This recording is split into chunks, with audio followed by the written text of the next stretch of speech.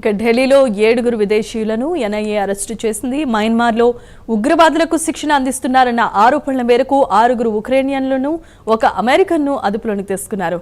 అక్రమ ప్రవేశం, ఆయుధ శిక్షణ ఇస్తున్నట్లుగా అనుమానం వ్యక్తం చేస్తున్నారు.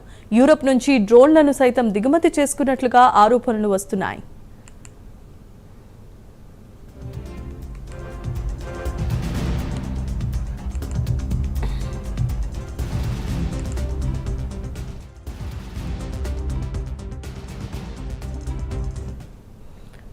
మరొక బ్రేకింగ్ న్యూస్. ఢిల్లీలో 7 విదేశీయులను ఎన్ఐఏ అరెస్టు చేసింది.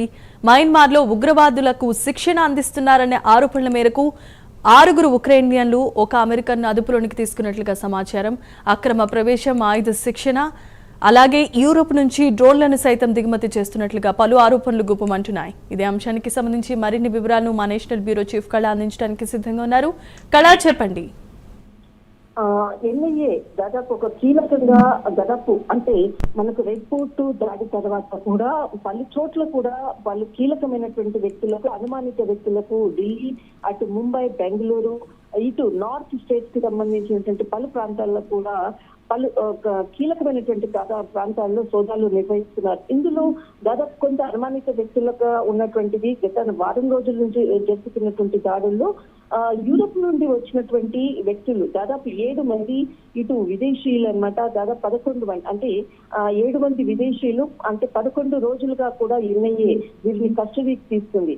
ఈ 7 మంది కూడా ఢిల్లీలో, తర్వాత మిజోరం, లక్నో, కోల్కతా ప్రాంతాల్లో కీలకంగా అక్కడ ఉండేటటువంటి కొంత కీలకమైన వ్యక్తులతో సమావేశాలు నిర్వహిస్తున్నారు అన్నటువంటి పూర్తి సమాచారంతో ఎన్ఐఏ వీరికి సంబంధించినటువంటి స్థావరాలు అనుకోవచ్చు, వీరికి అనుమానితమైనటువంటి ప్లేస్లపై దాడులు చేయడము, వారి అరెస్ట్ చేయడం కూడా జరిగింది.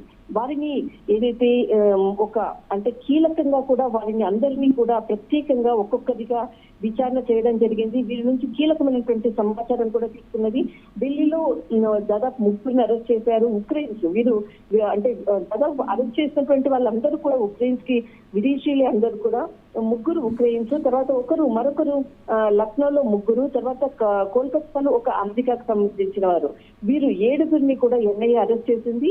వీరు మిజోరం నుంచి కూడా భారత్లోకి ప్రవేశించి మిజోరంలో ఒక కీలకమైనటువంటి ఊచా అన్నటువంటి ప్రాంతం, అక్కడ ఉండేటటువంటి భారత్ కు వ్యతిరేకంగా కూడా అక్కడ ఉండేటటువంటి యువతకు, తర్వాత మరి కొంతమంది కీలక వ్యక్తులతో సమావేశాలు నిర్వహించారు. వారికి ప్రత్యేకమైనటువంటి శిక్షణ కూడా మయన్మార్ లో కూడా శిక్షణ ఇచ్చినట్లు, తర్వాత వారితో వచ్చేటప్పుడు అంటే వీరందరూ కూడా వచ్చేటప్పుడు వారితో ప్రత్యేకంగా డ్రోన్స్ తీసుకుని రావడము, ఆ డ్రోన్స్ కి సంబంధించినటువంటి టెక్నికల్, సాంకేతిక పరమైనటువంటి సమాచారాన్ని కూడా ఇక్కడ నుంచి చేరవేస్తున్నట్లు కూడా అనుమానితంగా ఉంది. దీనికి ప్రత్యేకంగా ఎన్ఐఏ వారిని ఎవరినైతే 7 మందిని కూడా ప్రత్యేకంగా క్లోజ్ రూమ్ లో వారిని కూర్చోబెట్టి వారి నుంచి పూర్తి సమాచారాన్ని కూడా తీసుకుంటున్నట్లు దీనికి సంబంధించినటువంటి కోర్టు ముందు కూడా హాజరుపరచడం జరిగింది.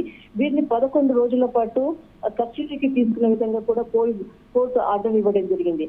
కానీ ఇక్కడ మనకు మిజోరం, తర్వాత అరుణాచల్ ప్రదేశ్ ఈ ప్రాంతం కూడా చాలా అంటే ఇప్పుడు ఉండేటటువంటి బంగ్లాదేశ్, మనకు నేపాల్, ఈ సంఘటనల తర్వాత కూడా చాలా అంటే సెన్సిటివ్ ఏరియాస్, ఈ ఏరియాస్ నుంచి కూడా చొచ్చుకొని వచ్చేటటువంటి విదేశీయులు అనుకోవచ్చు, పాకిస్తాన్ కి సంబంధించిన వాళ్ళు అనుకోవచ్చు, ఎప్పటికప్పుడు కూడా మన భద్రతా వ్యవస్థ, నిఘా వ్యవస్థ వారిని ఎక్కడికక్కడ కూడా కట్టడి చేసేటటువంటి ప్రయత్నం చేస్తుంది.